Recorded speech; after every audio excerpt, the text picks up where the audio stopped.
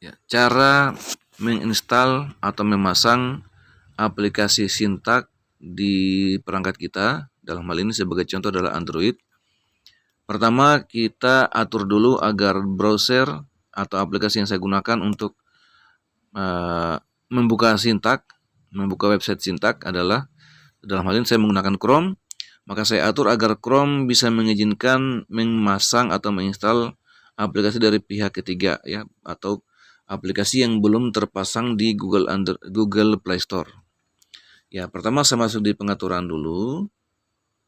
Pengaturan. Kemudian masuk di, mungkin tiap perangkat beda-beda, tapi di perangkat saya itu masuk di aplikasi dan izin. Ya, nanti menyesuaikan setiap perangkat ya. Lalu masuk di pengelolaan izin. Kemudian kedua dari bawah yaitu pasang aplikasi yang tidak dikenal.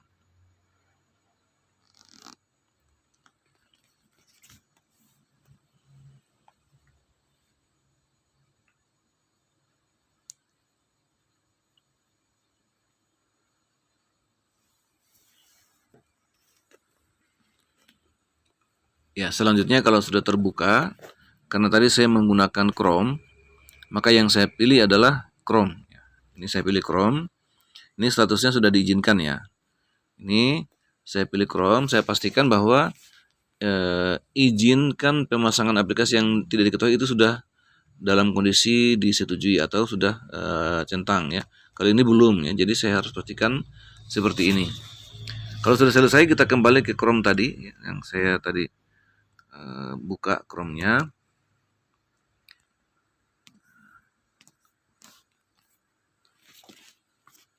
Aduh, lambat.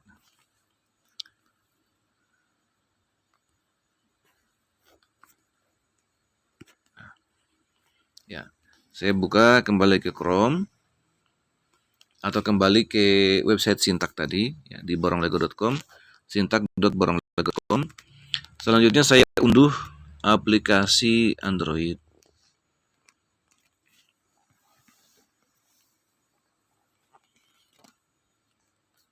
Unduh aplikasinya, pastikan sudah terunduh. Nah, saya unduh lagi karena sebelumnya sudah saya unduh.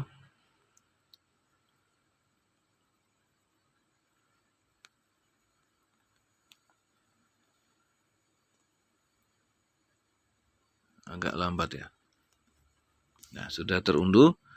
Sekarang saya klik buka. Lalu saya klik tombol install. Kalau diminta untuk memilih paket installernya, maka pilihlah yang sesuai dengan perangkat masing-masing. Kemudian kita menunggu proses installnya. Sudah terinstall ya. Saya klik tombol selesai. Nah, ini sudah terinstall di HP saya. Ini sudah ada ya, ini sudah terinstall. Nah, selanjutnya saya buka aja.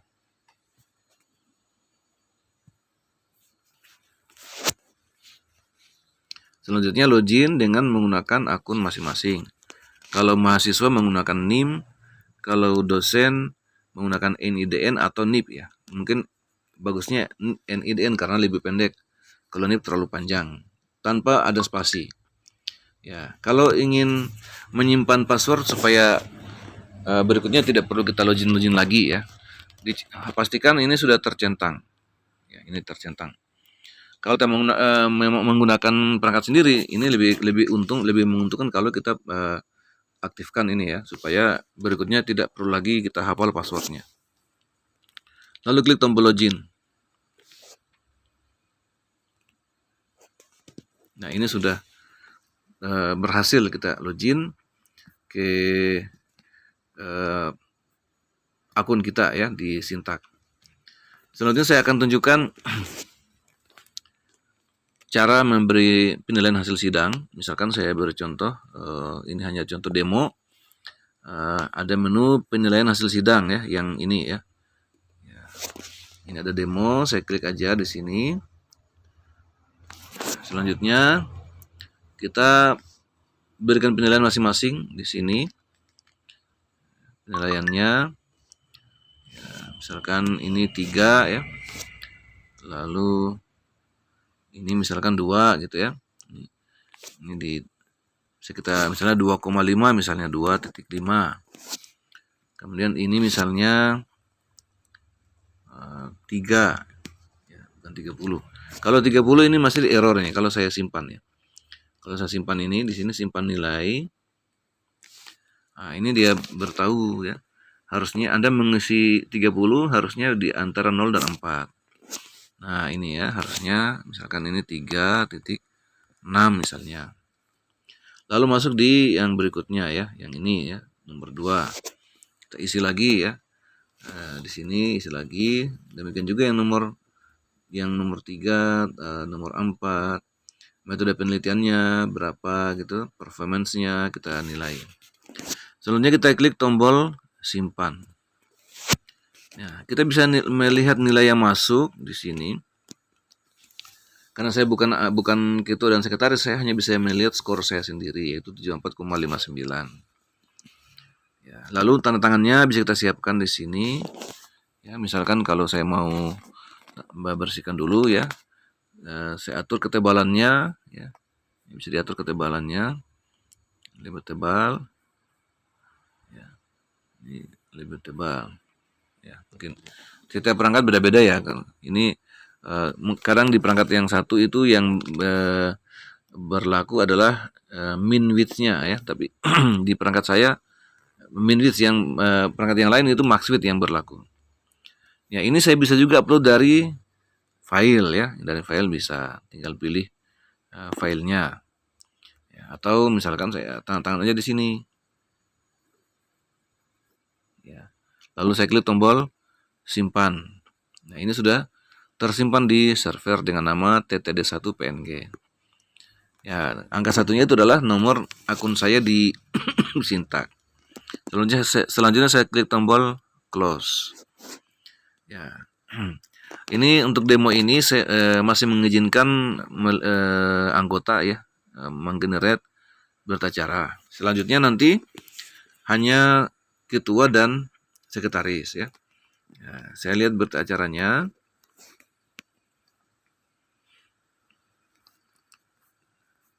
Nah, ini karena belum ada nilainya yang lain ya, jadi masih kosong. Untuk yang saya nanti, untuk nama saya itu sudah ada tanda tangannya tadi yang baru. Nah, ini ya. Nah, otomatis dia karena nilainya 74,59 berarti nilainya adalah B. Ya, ini contohnya. Nah, jadi untuk dosen fiturnya itu yang paling sering adalah penilaian hasil sidang, kemudian comment or question ya. Ini tujuannya untuk konsultasi dengan mahasiswa terkait dengan tulisannya ya. Kita bisa pilih di sini. Saya lihat misalkan apakah mahasiswa sudah mengupload file-filenya, bisa kita pilih di sini atau mengunduh ya, mengunduh. Kemudian saya berikan komentar misalkan di bagian ini ya, bagian saya buka dulu ini agak lambat ini HP saya. Agak lambat ya bisa ini. Nah, ini lambat sekali ya. Ya, saya pilih. Nah, misalkan di bagian latar belakang yang mau saya komentari ya. Kemudian saya pilih sub kriterianya misalkan ketajaman identifikasi masalah misalnya. Itu yang saya ambil saya angkat sebagai topik untuk yang dikomentari atau dikoreksi dan sebagainya, atau bukan pertanyaan juga bisa. Lalu saya ketik di sini. Ya, ketik di sini apa saja yang mau ini bagusnya menggunakan laptop atau layar besar ini ya. Kalau layar kecil mungkin bisa, tapi ya kita masih geser-geser begini ya. Oke. Selanjutnya yang penting lagi adalah persetujuan sidang. Ya, di sini persetujuan sidang.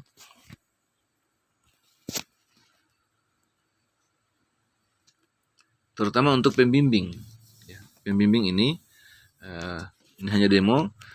Di sini kita tap atau kita klik ikon yang sebelah kanan ini kita klik, maka dia akan berubah di otomatis. Fungsinya adalah toggle on off. Jadi kalau saya klik sekali lagi, maka akan berubah menjadi menolak, ya. Artinya tidak menyetujui. Saya klik sekali lagi akan menjadi menyetujui. Dan saya hanya bisa mengklik saja bagian saya, ya. Yang ini saya tidak bisa mengubah, ya, dosen yang lain. Ya, yang lainnya juga adalah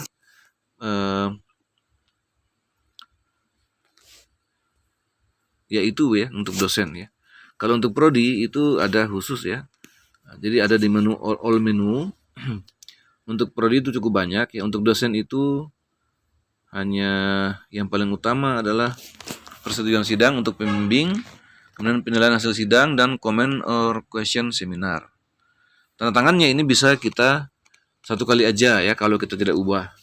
Ini kalau sudah pernah kita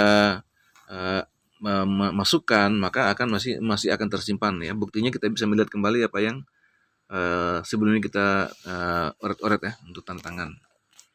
Nah, jadi saya kira itu untuk dosen. Untuk prodi itu kelola judul ini, ya, judul riset, ya, kemudian pembimbingnya bisa kita atur di sini, ya, misal kita edit, ya, kita ganti misalnya, ya, kalau mahasiswanya itu minta digantikan oleh prodi, ya. Biasanya kan mahasiswa sudah milih sendiri, ya, pembimbingnya, jadi biasanya ini jarang di utak-atik ini, ya. Ya, ini saya pilih nomor 2 misalnya yang mau saya ganti, ya. Lalu misalkan ini misalnya. Nah, itu otomatis berubah, ya, nomor 2. Saya close, ya. Ini hanya demo saja, ya. Nah, tadi nomor 2 itu Pak Kadir kalau nggak salah, ya. Ode Abdul Kadir ini. Ya. Oke. Selanjutnya yang prodi berikutnya adalah kelola penguji. Nah, ini jumlahnya masih di input, ya, belum dimasukkan. Jadi kalau saya klik tombol accept nih nanti akan ditolak karena jumlahnya hanya 2 kan, gitu, ya. Harusnya kan 5 gitu. Jadi saya klik tombol edit di sini. Nah, untuk penguji pertama ini masih pertama, ya. Saya pilih saja misalkan ini, ya, misalnya. Lalu otomatis ini dia pilih nomor 2, ya. Lalu saya pilih yang dosen penguji kedua misalkan ini. Lalu ini sudah yang ketiga otomatis misalkan Halimah, ya, sudah lengkap sudah. Ya, sudah lengkap. Kalau mau diganti misalnya saya salah, yang nomor 3 bukan ini. Nomor 3 ini saya pilih nomor 3 di sini, pilih nomor 3 mau saya ganti nomor 3. Lalu saya pilih dosennya, misalkan Pak Sabto misalnya. Otomatis diganti. Atau mau saya ganti nomor 2 misalnya. Nomor 2 itu saya pilih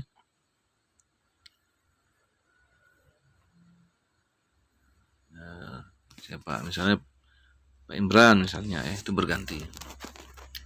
Dan ini dia akan menolak kalau namanya sama, ya. Sebagai contoh, ya, nomor 3 ini saya mau ganti dengan namanya Prof Nurdin misalnya, ya. Saya pilih Prof Nurdin. Nah, ini sudah ada di posisi nomor 1, jadi ditolak. Ya, sehingga ini sudah 5 orang, ya. Dan kalau sudah di ACC, kita klik aja atau tap tombol accept. Yes, maka sudah hilang dari layar, artinya sudah di-okekan. Tinggal mahasiswa lain yang diatur, ya. Ini mereka belum usul seminarnya. Mereka sudah daftar judul, tetapi belum diusulkan untuk seminar, ya. Sehingga ini kita nggak bisa edit ini, ya. Ini saya edit nggak bisa karena belum diajukan oleh mahasiswa. Apalagi tombol accept juga belum okekan, ya. Ya, itu untuk yang prodi. Selanjutnya yang prodi lain adalah kelola sidang di sini. Ya, di sini kita bisa pilih lihat berkasnya.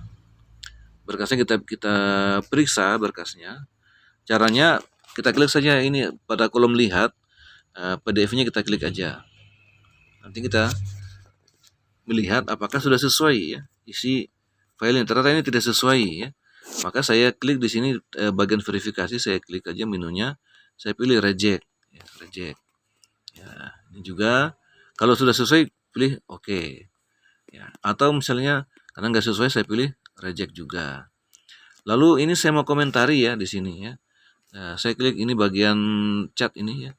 Saya mau komentari, misalnya saya tuliskan isi tidak sesuai ya.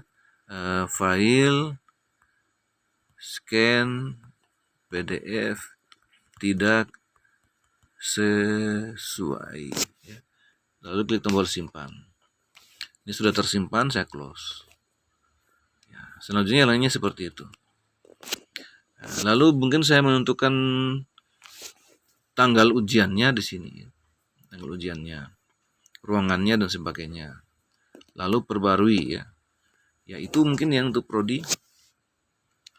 Kelola sidang, surat-surat ya. Surat-surat itu untuk menentukan surat usul ya. Usul ini ya, saya klik aja misalnya mahasiswanya, usul seminar proposal. Ya. Ini kita klik saja ikon PDF yang tulisan. Ini belum diusulkan sehingga belum bisa ya. Ini apalagi ini belum diusulkan ini ya. Kalau ini minta nomor ya, dan nomor untuk diisi ya. Misalkan nomornya 13 garing ya, garing itu mana ya? Ini 2029 misalnya. Buat surat usulan, yes buat. Nah, sudah tergenerate ya.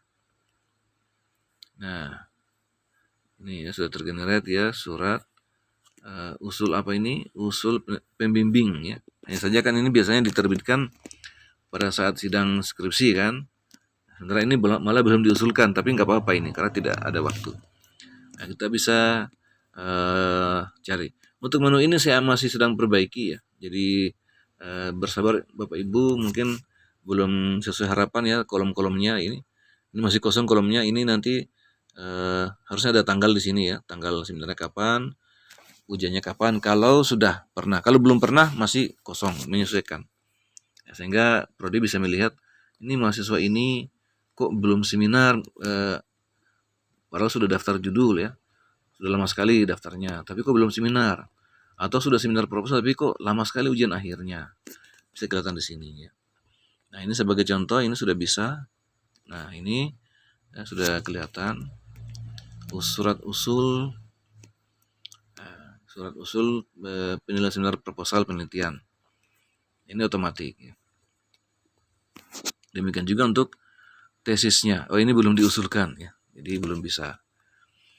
Oke Bapak Ibu, mungkin saya kira cukup itu videonya.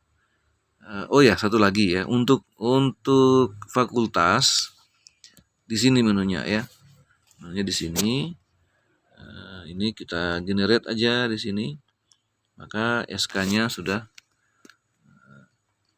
muncul dengan sendirinya ya, sudah otomatis ya, otomatis. Demikian juga untuk SK pembimbing di sini. Oh belum muncul ini ya, belum diajukan gitu. Ya. Oke, yang lainnya yang penting adalah ini update data informasi ya, masuk di bagian panel semua pengguna. Ini penting ya, di sini panel semua pengguna, update di sini, gelarnya ya, gelarnya dimasukkan di sini. Kalau ada gelar depan nama itu ditulis di sini, misalkan profesor ya misalnya. Gelar belakang nama dituliskan, tanggal lahirnya. Ini kalau tidak ditulis tempat lahirnya ini nggak bisa disimpan. Jadi ini harus dituliskan ya, sebagai contoh ya, ini saya hapus. Saya klik tombol simpan. Tuh, tempat lahir katanya tidak boleh kosong gitu ya. Makanya saya harus isi di sini ya. Raha misalnya. Lalu saya klik tombol simpan. Berhasil disimpan. Ini yang paling utama. Kemudian pangkatnya untuk dosen ya, masuk di panel dosen. Di sini ada panel simak dosen, ada riwayat jabatan fungsional di sini ya. Ini kita klik di sini. Lalu kita masukkan di sini ya, misalkan lektor misalnya ya, lektor TMT-nya kapan gitu ya. TMT-nya di sini dimasukkan kapan. Ini yang tahu hanya Bapak Ibu sendiri ya. Prodi mungkin nggak tahu ya, kecuali cari tahu dulu ya. Makanya ini saya masukkan menunya di menu masing-masing aja, masing-masing dosen gitu. Ya, ini tinggal disimpan aja. Tadi saya belum simpan ya. Saya ulangi lagi ya. Ada di simak dosen, ya di sini simak dosen. Kemudian saya ambil contoh, ini lektor, kemudian tanggalnya misalkan 1 Oktober, setel. Lalu saya klik tombol update di sini ya, sebelah kanannya ini sudah tersimpan. Nah, ini lektor ya. Tuh. Oh iya, hapusnya tadi mungkin belum bisa terhapus, jadi harus di-refresh dulu. Ya, di-refresh dulu. Nanti saya akan perbaiki supaya bisa langsung dihapus. Di sini ya. Nih, cara hapusnya ini tinggal di sebelah kanan ada kolom ini paling terakhir. Ini saya klik aja, apakah Anda yakin hapus record? Yes. Sudah terhapus ya. Sudah terhapus. Ya, itu mungkin yang penting ya untuk beberapa hal yang perlu, yang lainnya itu hanya admin ya, prodi ya. Ya, kemudian untuk helpnya ini saya masih belum isi ya di sini. Belum saya isi, tapi sudah ada fiturnya. Demikian, terima kasih, sampai jumpa pada video berikutnya.